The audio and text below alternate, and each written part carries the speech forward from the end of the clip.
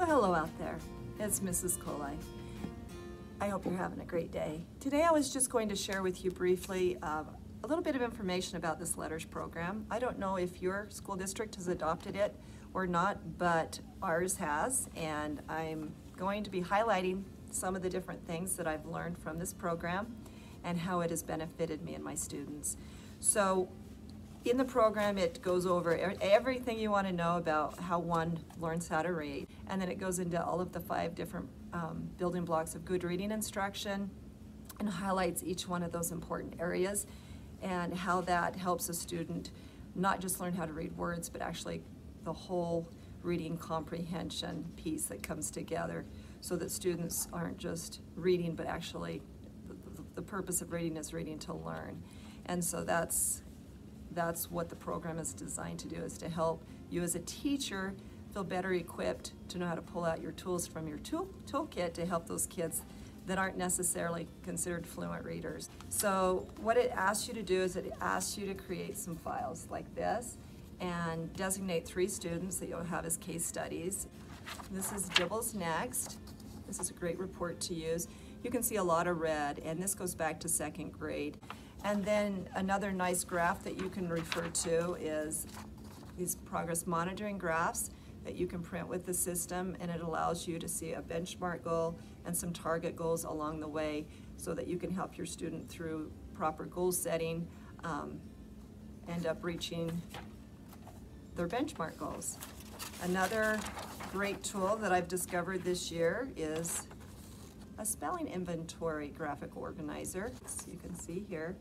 And with the spelling inventory, once your student missed 5 words, actually you're supposed to stop, and then you're supposed to take that information and analyze each of the different errors that your child or your student makes. And then as you have target time, you'll know what areas to focus on to go back and reteach those areas. I also like to use this formative assessment tool to help me know how the student's doing with their encoding skills. I teach spelling patterns each week that go along with my McMillan-McGraw-Hill Wonders reading program. It gives me 20 words. We talk about spelling patterns, we talk about morphology, and all of those different pieces that make up, you know, the phonological awareness skills, blends, the vowel teams that maybe they missed from other years. I can go back and review that with my spelling instruction. And then I also have this grammar piece here. I teach them at a center rotation some grammar skills. We review that, and then they're tested on those skills on a weekly basis so that I know and they know how they're doing as writers. And then also I have a piece here for vocabulary instruction. That's one of the 5 building blocks of good reading instruction.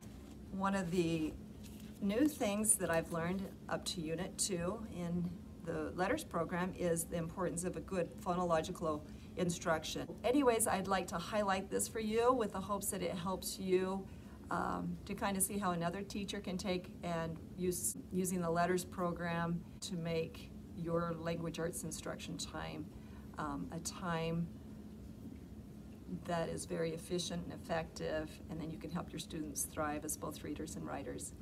Well, until next time, bye-bye.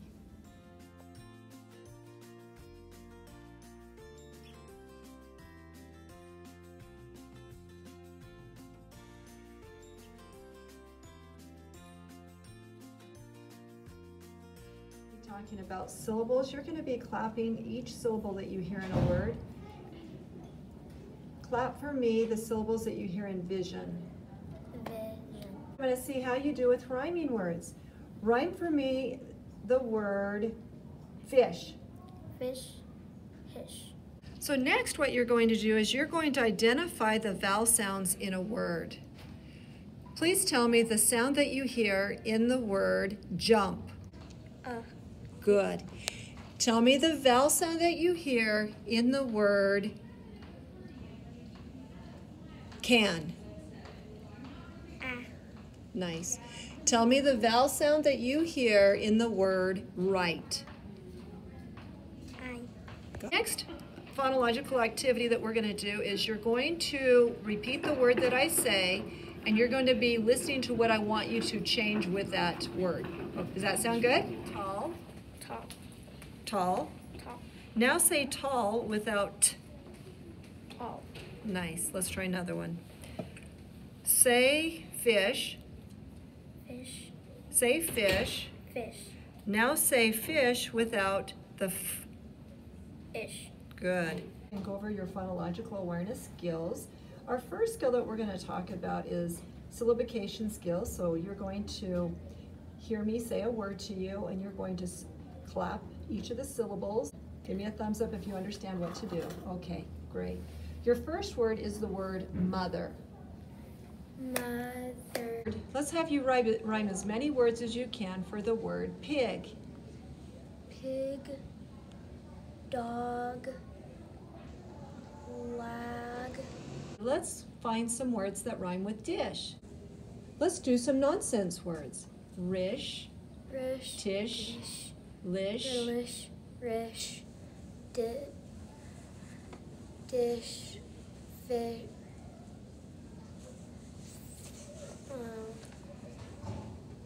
Nish. Good. Okay, let's try another word. Please rhyme for me the word sun. Sun. Set. Sun. Say the word again. Sun. Say the word again. Sun. Come up with a word that has the same ending sounds like in sun.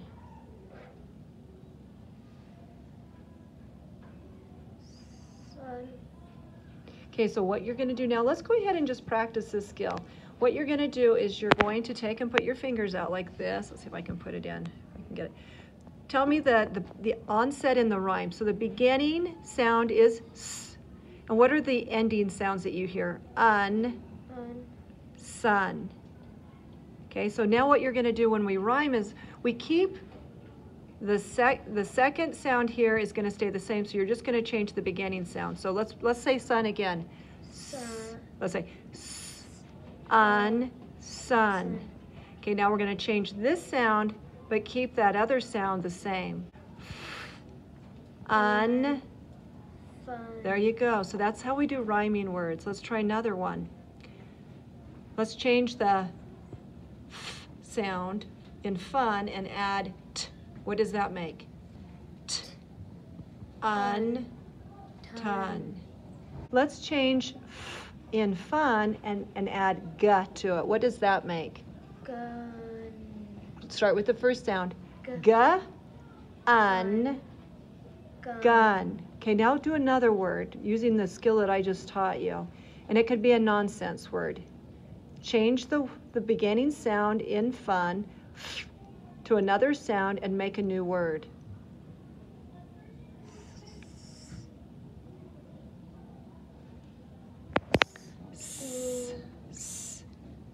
Un. Sun. Fun. I'm so excited that you and I have a chance to meet together today, and you're going to be practicing some of your phonemic awareness skills. Are you ready? Yeah. Are you excited? Yeah. Let's do this. Okay, so you're going to use your fingers and use your fingers to help you identify the sounds in words, and then you're going to blend those sounds at the end. So say fat. Fat. Say fat. Fat. Say the sounds in fat. At. Fat. Fat. Good. Let's try another one of these. Say bat. Bat. Say bat. Bat. Say the sounds in bat. But. At. Bat. Perfect. Next, because you're doing such an excellent job, you're going to be rhyming words. Here we go. Say sat. Sat. Say sat. Sat. Say a word that rhymes with sat. Mat.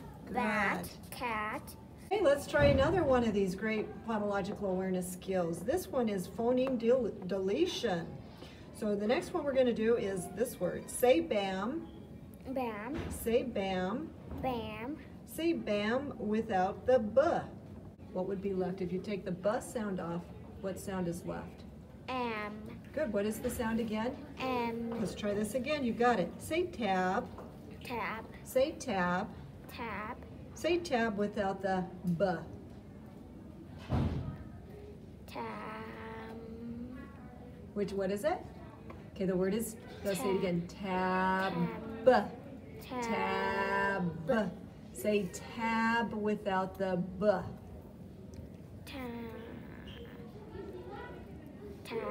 Good, you got it. Okay, you are just mastering all of these skills today. So now you're going to do phoneme substitution. Say mat. Mat. Say mat. Mat. Now change the first sound in mat to t. Tab. Say bat. Bat. Say bat. Bat. Now change the first sound in bat to Fat. yes, you got it. Say cab. Cab. Say cab. Cab. Now change the first sound in cab to t. Tab. You nailed it, girl. You have mastered, my goodness, you're excellent with these skills. You have mastered so many of these skills that we're checking to see if you know how to do. You remember these from other grades. When your teacher, I guess, have you had other teachers teach you this? No. Nobody's taught you this before? No. Well, then you're learning quickly. So today we're now going to work on phoneme reversals. Say back. Back. Say back. Back. Now change the first sound to last and the last sound to first. Cab. So what'd you say? Back. Cab. Cab. Cab. Yes, you nailed it. Try this one. Say tab. Tab. Say tab. Tab. Now change the first sound to last and the last sound to first. Bat. You are so good at this. Say Mac. Mac. Say Mac. Mac. Now change the first sound to last and the last sound to first. Cab. Nice, you nailed it. Say Tam. Tam. Say Tam. Tam. Now change the first sound to last and the last sound to first. Met. I know the A sound in English is a little tricky, isn't it? I want you to practice saying ah. Let's hear you go. Ah. Try that again. Ah. Now say at. At. Okay, now we're going to try this one again. Say Tam. Tam. Say Tam. Tam. Now change the first sound to last and the last sound to first. Met. Yes, you got it, girl. Nice job today. I'm so proud of you. I just thought I'd check back with you as I do my reflection over what I learned yesterday about my students. First off, I learned that when I administered my phonological assessment test to my young male student, that even though he was probably the lowest with his fluency skills on his DIBELS Acadience reading test, he actually has mastered all of those phonological and phonemic awareness skills that I tested him on yesterday. And I also noticed that one of my a little bit higher students with fluency skills that I would have never guessed actually is struggling with her phonemic awareness and phonological awareness skills. She's not able to rhyme. And I realized that during my target time, response to intervention time with her, that I need to go back and reteach the skills of how to identify onset and rhymes when I hear them in words. And so it's a very valuable tool, and I wanted to share that with you today with the hopes that you too might be able to put that tool in your toolbox and be able to use it with students who are not at grade level with their fluency skills, meaning their speed and accuracy. Well, anyways, I hope you have a great day today, and until next time, bye-bye.